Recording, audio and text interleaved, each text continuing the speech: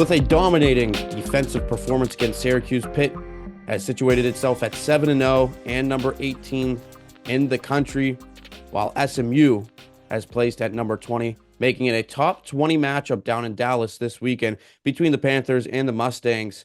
And the first time Pitt will face a top 20 or top 25 matchup since Tennessee in the regular season 2 years ago, and looking for their first win in a top 25 matchup since they played Wake Forest in the ACC Championship. Welcome into the Pittsburgh Sports Now Football Pulse. I'm Nathan Breisinger, joined alongside by Karl Ludwig, keeping you covered over on PittsburghSportsNow.com with all the Pitt content you can get. But Pitt, coming off of an absolutely dominating defensive game against Syracuse, we'll talk about all the interceptions, the 3 pick sixes, along with what's going on with the offense, what's going on with Eli Holstein, what's his status, and we'll talk a lot about this SMU matchup.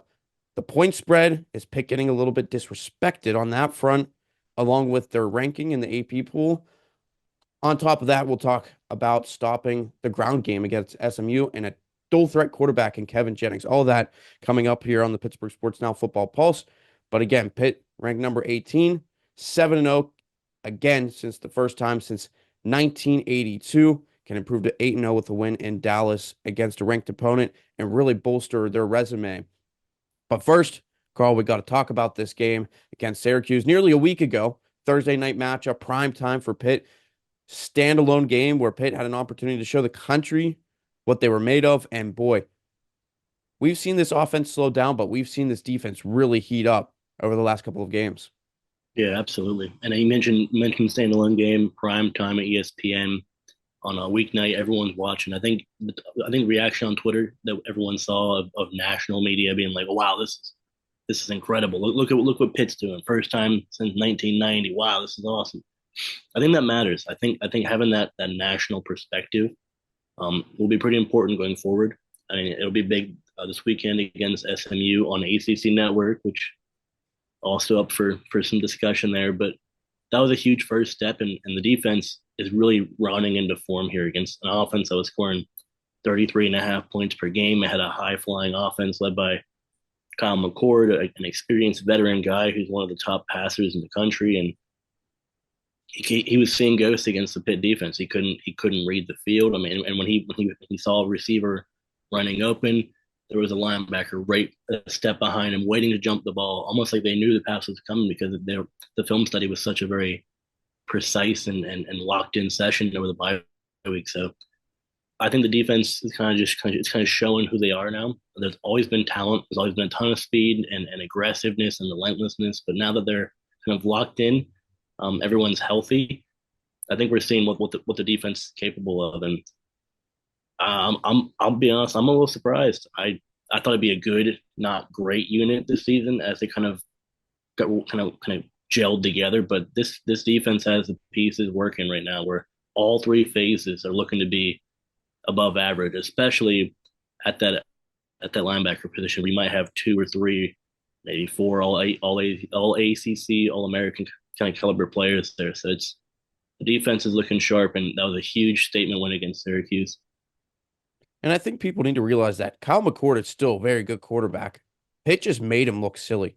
I mean, this defense, as you mentioned, Karl, I mean, was just suffocating. They were on every single route.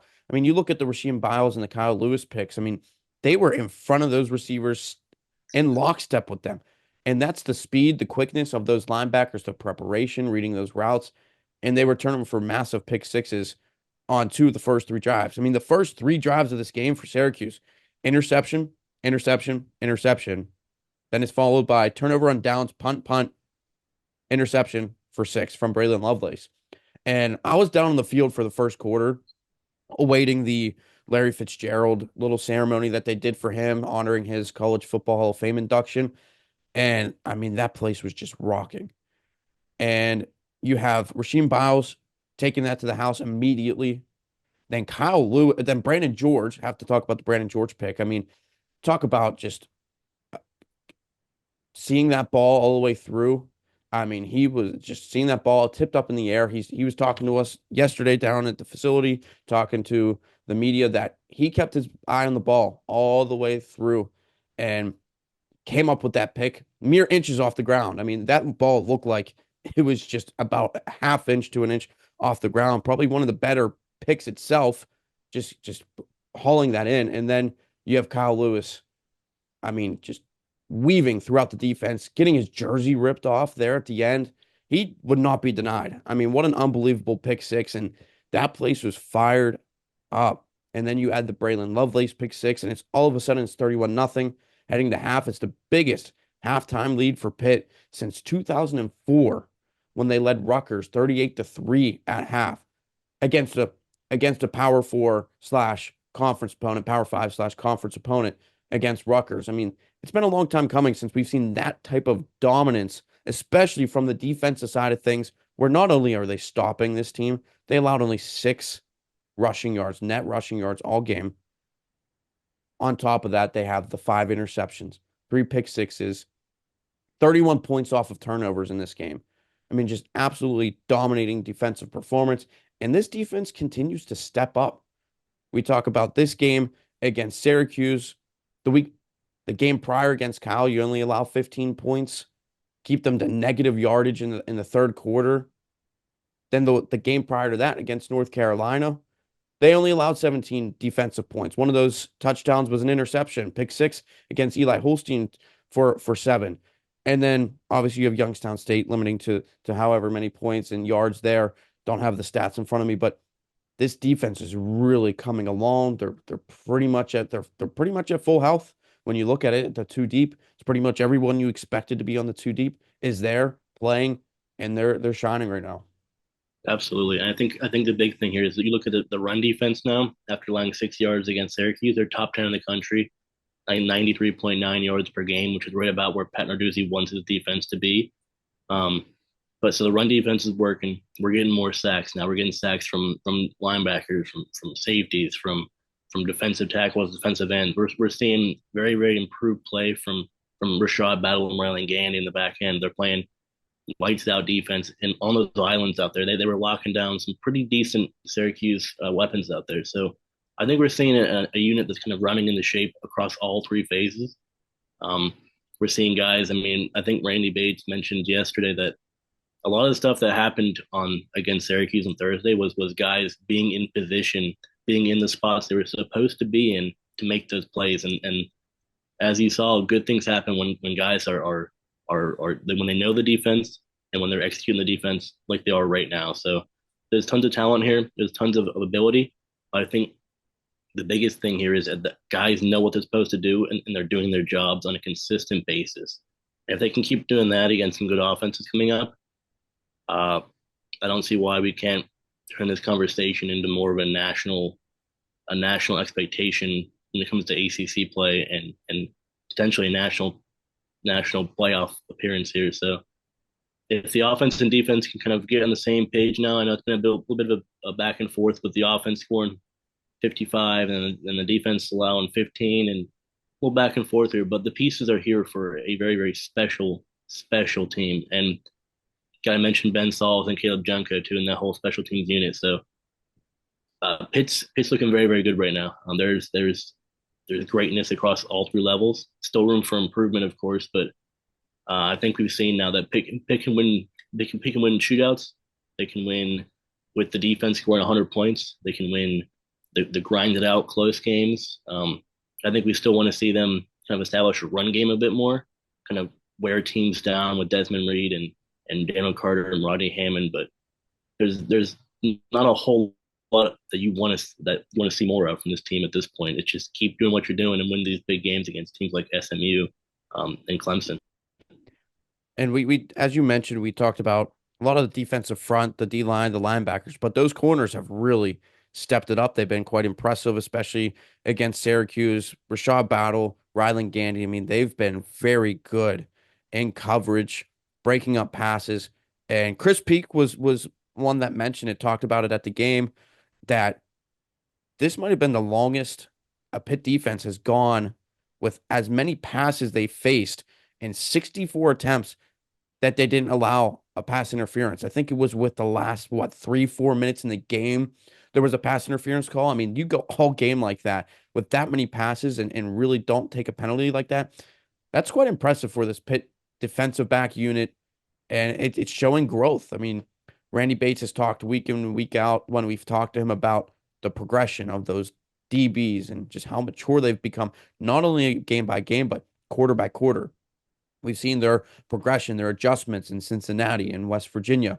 So this DB units and cornerback unit specifically is starting to really step up and kind of unnoticed because the linebackers are making the plays. The D line is starting to get into the backfield. So a lot of credit goes to those corners. Ben Sauls, as you mentioned, has just been automatic. I mean, that guy has just been anytime you put him out there, 40 plus. I mean, he seems so comfortable from 40, 45 plus that he's just been unbelievable every time he stepped on the field. Caleb Junko, got to give him his flowers here. I mean, 44.8 yards per average yards per kick, and with the 51 yarder against Syracuse as his long. So he's been kicking very well. Every time we've seen him punt, we were like, wow, he's doing what he needs to do. It looks better and better every week. He really only had one shank this season against Cincinnati and that one. So he has been really solid this year. And after a year where it was a very tough year for Caleb Junko last year. But looking at the offense, Eli Holstein, 11 for 15, one of his better completion percentages of the season, but only 108 yards. Did throw two touchdowns. Poppy Williams over the middle and CJ Lee able to catch it and turn into the end zone for a touchdown. But you look at some of the stats for the offense, only on the field for 18 minutes, 48 seconds. A lot of that had to do with the interceptions, the pick sixes, putting Syracuse back out on the field for a majority of this first half. But Pitt's offense really not converting much on third down, extending their drives. They were 2 for 9 on third down. So that is something to watch for. Eli Holstein obviously coming out in this ball game. Pat Narduzzi following the game said he's going to be fine. This week on Monday during his press conference said it's a wait and see situation, but I'd expect Holstein to play this Saturday, but Yarnell, if he has to, is a very capable backup. Same with having a similar situation down at SMU. Kevin Jennings was talked that he might be questionable, but you have Preston Stone as a capable backup as well. Now, speaking of this matchup, Pitt, number 18, SMU, number 20, 8 p.m. in Dallas on the ACC network, not on ESPN, on the main ESPN channel. And Pitt, 7.5 point road dogs. This is quite the spread, and I was a little bit surprised by that. I could see maybe 3.5, 4.5, but it moved from 6.5 to 7.5 quickly. And this is according to FanDuel. This is quite surprising to me. Pitt's ranked ahead, but they are on the road, so it's not that shocking that they're the underdog. But this point spread and the ranking only moving up one spot after a big win against Syracuse, a 5-1 team. Carl, is Pitt getting disrespected a little bit here with all this stuff with the ACC network ranking and the spread? Yeah, I mean, it's been a pretty popular topic this week about disrespect. I mean, Pat Narduzzi mentioned that he doesn't care one bit. No one should care about where they're ranked, or I'm sure he'd say the exact same thing about the gambling, which obviously he's not going to talk about. But I think Pitt is in a position here, ranking wise, where it truly doesn't matter. I know that we're going to have the anti ACC stuff from Pitt fans, or who say the media is disrespectful of the conference and whatever. I know that they're behind two lost SEC teams. They're behind 9 one-loss teams. Should Pitt be higher? Yeah, probably. Doesn't matter right now. No, not really. Um, Handle business against SMU, because next week is the very first college football playoff poll, which is what actually matters here. If they're coming off a big win in prime time against SMU, going into Tuesday, that'll be huge. That'll make them for sure a top 15 team in the country, if not higher. So handle business there. Everything works out fine. You're entering a stretch with UVA, and then a huge game against Clemson at home. So handle business against SMU. If they're still ranked 20th, then we can have a discussion. But for right now, it is what it is. They haven't played a ranked opponent yet. They haven't lost anyone. They haven't lost NIU like a Notre Dame, who's in the top 10 now. But I don't think it matters personally.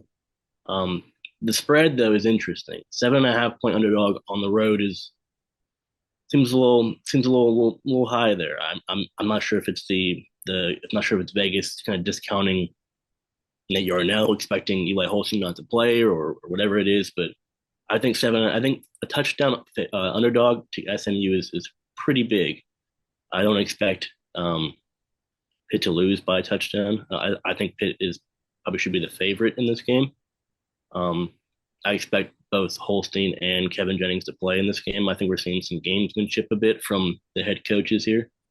But 7.5 points is a pretty long spread there for Pitt. If you're a gambling person, maybe it's a bet you want to take this week before the odds shorten, getting closer to game time. But rankings wise, I think Pitt is what it is. No one will ever be happy with where you're ranked, but I think Pitt's fine. Pitt controls its destiny. The one ACC school to do so right now, still.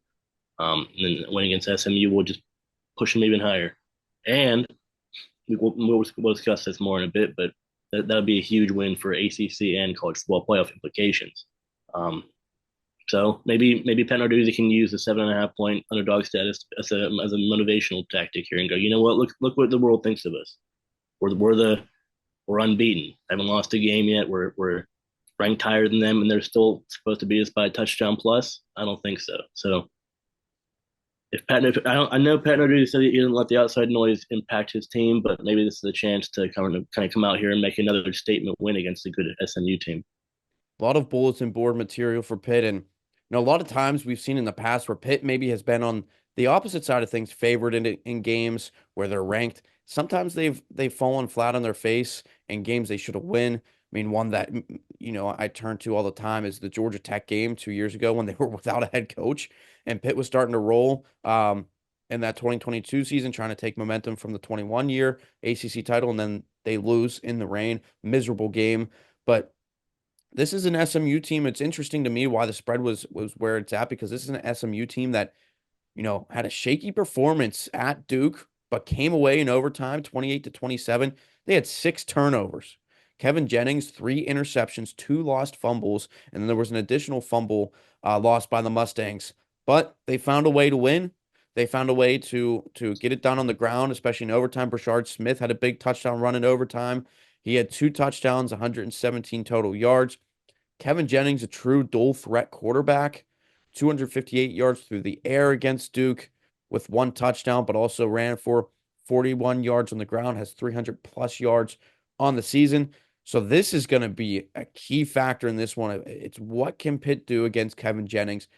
Historically, in the past couple of years, I feel that the Pitt defense has played rather well against dual threat quarterbacks, more than you'd think. But this is going to be a tough one. I mean, Kevin Jennings can really do it all. And they also like to throw a little bit of that RPO, which Pitt has struggled in the past. Western Michigan game, you think about back in 2021, really was bad against the RPO and that. But since then, they've gotten better against it. So, and this SMU team, the top rushing team in the ACC, 200 yards per game, it's just going to be really come down to what can Pitt do against Kevin Jennings and Brashard Smith on the ground. Absolutely. And I think Pitt has done a good job this season, especially against dual threat quarterbacks. Now, you mentioned the historical last couple of years now, and I agree. I think when you've seen guys like Cunningham and you've seen guys like Thomas Castellanos at Boston College, I think you've seen Pitt kind of really handle that rushing ability and really try to make guys one dimensional through the air. And with the way the defense is playing right now, I think we'll see sort of the same thing against Kevin Jennings, who is coming off a vulnerable performance. I know SMU head coach Rhett Lashley said that he was hit pretty hard, a little banged up. I'm not sure how banged up he really is, but I think Pitt is riding high, coming off 5 turnovers of their own. If they can continue to make life hard for him through the air, stifle that. I mean, I think the running back for SMU is a talented kid. I can't think of his name for the life of me right now, but he was great against Duke. I think he's second or third in rushing in the ACC right now. Made a tough game here. There's a ton of speed from SMU. They've great receivers. They have a couple running backs. Obviously, Jennings can run. Um, I mean, it's just about playing smart football again. About knowing what to do, fulfilling your assignment, and having those run gaps where when you're there before they're supposed to be there themselves. So I think it was a good start against Syracuse. I think continue to do more of that. Just play smart, sound football. Wrap up guys. Don't let them bounce off you. Um, and it's gonna be tough. It'll be a tough test here. And I think the Pitt offense will have to score more than they have been the last couple of weeks. I think we'll have to see more of a return to prominence like the first 5 weeks of the season. But um, I think eventually Eli Holstein he'll kind of settle down a bit. He's looked just a little bit lost the last couple of weeks. Like the game is moving a bit too fast for him, and I think having a little mini bye week after the full bye week, I think he should really kind of settle down, lock in, and just make the throws he's required to make. I mean, they're not asking him to be Superman. They don't expect him to throw the ball 65 times, but you don't have to be the hero who launches a 45-yard bomb in the field on 2nd and 4. Just if Desmond Reed's in the flat, dump it off to him. If you see Gavin Bartholomew have a little out to the 8-yard out, throw it to him. I mean, plays will be there. All he has to do is make those throws, make those reads, and give the defense a chance to kind of catch its breath a little bit. Pitt will never win the time of possession battle, not with how fast they want to run the offense, and that's fine. It hasn't been a huge factor yet. The defense wants to be out there playing, but give them a little support. Don't I mean they won't score. They won't score 31 points again. But I think Pitt has enough defensively now. I think there's enough confidence, enough mojo, and enough sound football where they can handle the SMU offense to the point where the Pitt offense can come out here, string some drives together, and maybe establish the run game a bit more, and wear down SMU to a huge road victory here. And we still have just not seen a full four-quarter effort from both offense and defense. If Pitt can put all that together, I mean, this team could be really something here down the stretch against some very tough opponents. SMU, Clemson, Louisville, but that's obviously further down the road. SMU, their lone loss this year was to number 9, BYU, by 3 points. So SMU does have a solid resume, a ranked win or beat a ranked opponent in Louisville a couple weeks ago. Now Louisville no longer in the top 25, but still a good win for them as well. So this is a key matchup for Pitt. And if Pitt wins, Carl, do they become a true, like we've been talking about it maybe the last week or two, and after Syracuse, you could say maybe for ACC, but do they become a true contender now in the conference and potentially to get in to the college football playoff? I think so. Yeah. I mean, I think right now the ESPN FPI has them as 20% chance to make the playoff as it currently stands, 2.4% chance to win the conference, which is way behind SMU even. So a win here on the road against a ranked SMU team, which is ahead of them in most projections, ACC wise, will be enormous. I think we'll see a huge spike to where that Clemson game is probably a playing game for the ACC championship game. And if Pitt enters that game with no losses or even one loss, they're firmly in that discussion for an at-large bid in the playoff. And obviously, if you win the ACC, you're in. But I think Pitt can. I think Pitt can withstand a loss here. I'm not sure if they can ACC championship wise, but if a one-loss Pitt finishes the season 11-1, with one loss to say Clemson or maybe a slip up against Virginia, which would be difficult to kind of stomach that. But if they go out, if they finish the season with one loss here, and they have a couple big wins, and they have a potential ACC championship bid, I think it'd be hard to keep them out of the playoff just because they've handled business. They've shown that they can win big games. They'll have to prove it now with the win against SMU and potentially against Clemson and Louisville. But if Pitt can handle business and kind of again just finish the schedule here with one or maybe two losses, this team is firmly in the running for a playoff bid. And I think we'll see him as a serious ACC contender as well. And if Pitt loses this game to SMU, I mean, it's going to be a long road ahead to think about it. But if they would run the table the rest of the way, I mean, Clemson would have one loss and Pitt would have one loss and Pitt would have the head-to-head. So something to think about. But Clemson, the best team right now in the ACC with Miami, I mean, those are kind of interchangeable because Clemson's 5-0 in conference with their lone regular season loss to Georgia, one of the top teams, obviously, in the country. Miami's 4-0, SMU's 4-0, and Pitt is 3-0. Those are the four undefeated teams within the conference. And you can't be too careful with Virginia and Boston College with the remainder of the season as well. So, I mean, but this one, I wrote about it on Pittsburgh Sports Now after the Syracuse win that Pitt needed a statement win, but maybe it didn't do them any as much favors as we would have thought. Didn't really move them up in the rankings too much. 7-0 at this point, but if Pitt wins this one, I think people really shift their focus onto this team. And depending on what the score is, if they do come out and win by 2 touchdowns, then you're really looking at this team and saying, maybe we got to rethink this race here. Is Clemson in trouble here in a few weeks when they come to Pittsburgh? So, but Carl, final thoughts on this game. I want to know, what does Pitt need to do, improve upon? What's an area that they need to focus on in order to win this ball game against SMU on Saturday? Yeah, well, obviously the defense is playing well. There's not much more you can do defensively. I mean, this the goal defensively should be just play Pat Narduzzi defense and stop the run and get after Kevin Jennings. And if they do that, it'll be another great afternoon for the Pitt defense. But I think offensively, I think if there's ever a game where it sounds like there'll be some tough conditions down in Dallas, maybe some rain, some thunderstorms, maybe a wet ball, some wet turf. If there's ever a game to kind of establish the run game and get guys like Daniel Carter and Rodney Hammond involved, this is probably the game. I don't think you want to take the ball out of Desmond Reed's hands too much. I mean, he's a dynamic, insanely talented threat.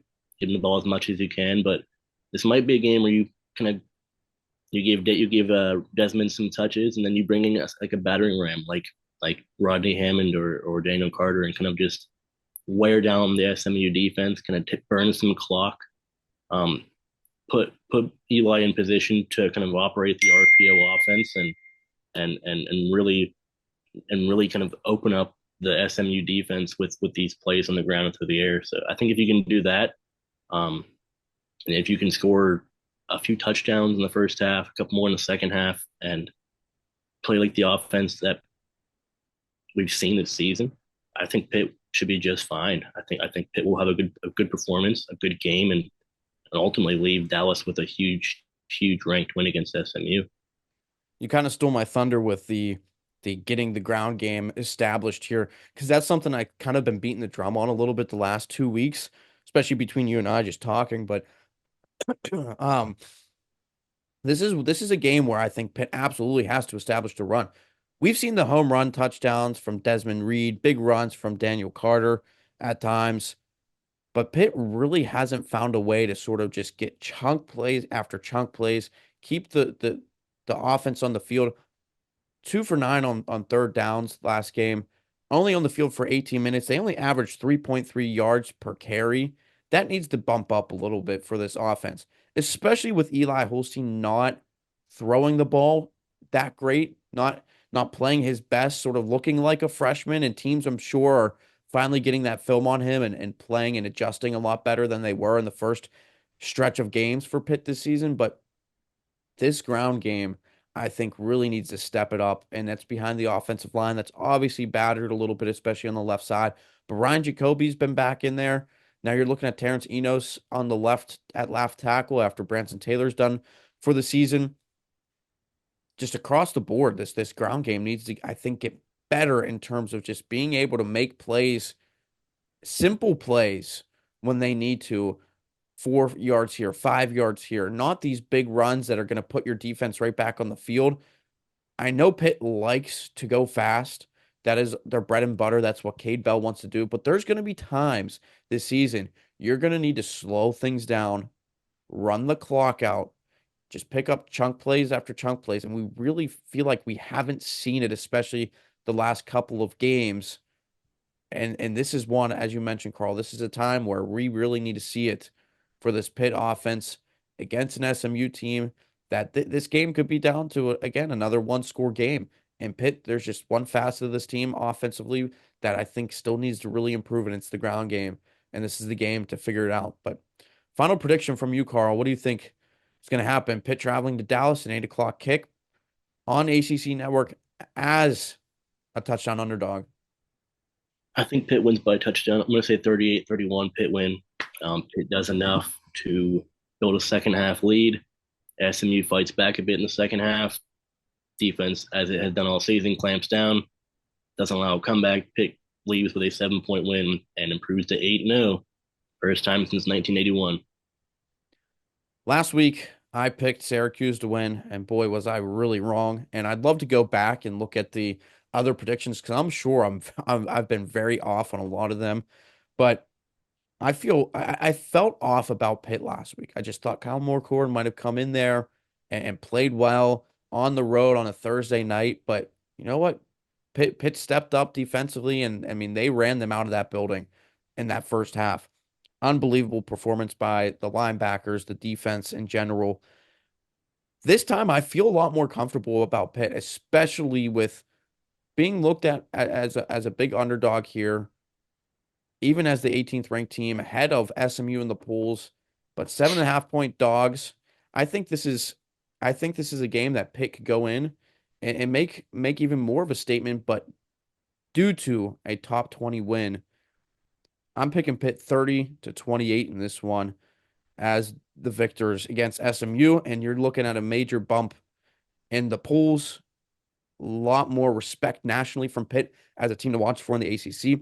Makes it truly a three-dog race for the ACC championship for those two teams, whoever gets in, and sets up a massive, massive matchup in 2 weeks with Clemson. So Pitt, both of us picking Pitt to win in this one. You a little bit more than I, but Pitt. I mean, SMU, the way they turn the ball over and the way Pitt has been able to force turnovers, it's a big factor as well. So that'll do it for us on this episode of the Pittsburgh Sports Now Football Pulse. Be sure to check out all of our content over at pittsburghsportsnow.com for the remainder of the week, along with Saturday throughout the day and throughout the game against SMU. Neither of us will be traveling down there, but make sure you stay tuned there over at psn.com. For Karl Ludwig, I'm Nathan Breisinger. We appreciate you for tuning in once again to the Pittsburgh Sports Now Football Pulse.